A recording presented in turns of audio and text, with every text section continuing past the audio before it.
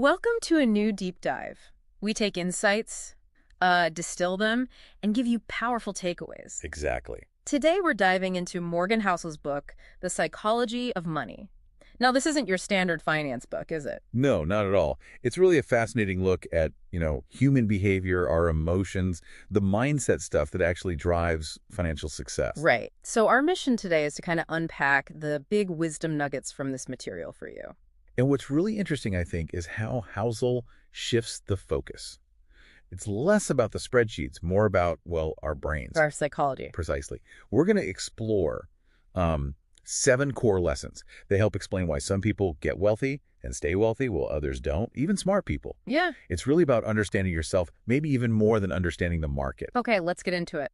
Lesson 1, luck and risk. Housel really pushes back on the idea that success is purely down to hard work, right? He does. It's not just merit. He uses Bill Gates, for example, obviously brilliant, but Housel points out he had this incredible luck, like attending one of the few schools anywhere with an early computer. That access was key. Mm-hmm. Others might have had similar potential, but just lacked that specific opportunity, that lucky break. And that's a crucial point.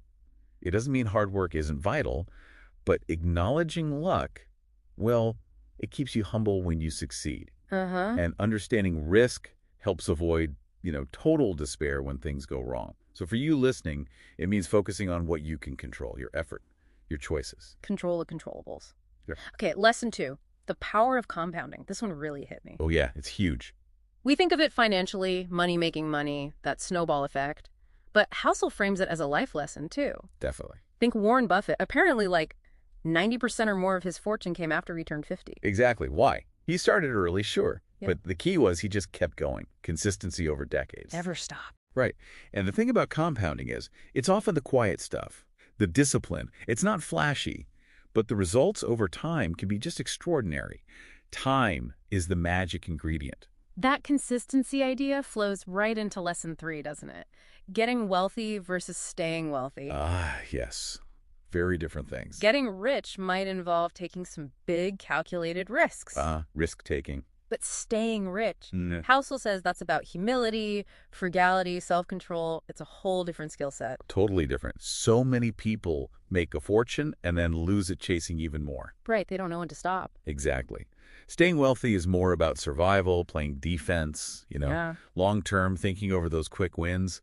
It's battling your own ego sometimes. Which brings us neatly to lesson 4, the enough principle. This is powerful stuff. It really is, just knowing when you have enough. It sounds simple, but it's incredibly hard. He talks about Rajat Gupta had everything, fame, fortune, but lost it all reaching for more. Such a cautionary tale. And Housel's quote, "The hardest financial skill is getting the goalposts to stop moving." Oof. It's so true. We're wired, or maybe conditioned, to always compare and want the next thing. Defining your own enough intentionally. That's real financial freedom. You set the finish line. Okay, let's shift slightly. Lesson 5. Your past shapes your financial worldview. This explains so much. Oh, absolutely. Our personal history with money, it colors everything. More than facts sometimes. Yeah, like if you grew up when inflation was crazy high, you might always be fearful of it, right? Right. Or if you only experience bull markets, you might be overly optimistic, maybe too trusting. So the takeaway for you is you need to understand your own biases. Where do your feelings about money come from? Exactly. Knowing your own financial psychology, your history, helps you make clearer decisions today. It's about that self-awareness. Okay, lesson 6. Save, not just invest. This was interesting. Save without a specific goal. Yeah, it seems counterintuitive, doesn't it? We're always told to save for something. Right, for a house, for retirement. But Housel says just saving, building that buffer, gives you options, flexibility. It does. For emergencies, unexpected opportunities, or just freedom down the line. It provides resilience. He has another great line. Saving is the gap between your ego and your income. That's good. It highlights that saving is often about resisting the urge to spend everything you earn, to keep up appearances. It's about building security. And that leads perfectly into the final lesson. 7. Freedom is the ultimate dividend. This might be the most important one. Housel argues the biggest benefit of money isn't the stuff you can buy. It's control over your time. Yes. Being able to wake up and say, I can do whatever I want today, That's the real goal. Using money to buy back your hours, choose your work, your schedule, not just accumulating more things, that's the ultimate return on wealth. It really flips the script on what wealth is for, doesn't it? It's not just about getting rich, it's about living richly in terms of time and autonomy. So let's wrap this up. What does this all mean for you listening? This deep dive into the psychology of money. Well, it really shows that handling money well starts with understanding your own mind. Totally. It's about self-awareness, knowing your biases, figuring out what enough actually looks like for you personally. What genuinely serves your well-being? Yeah. And zooming out, maybe the big question to leave you with is this. How can you actively use these ideas?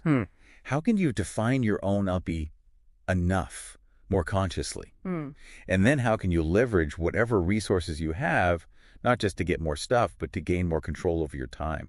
That's a continuous journey, isn't it? It really is a journey of self-discovery, unique to everyone. Lots to think about there.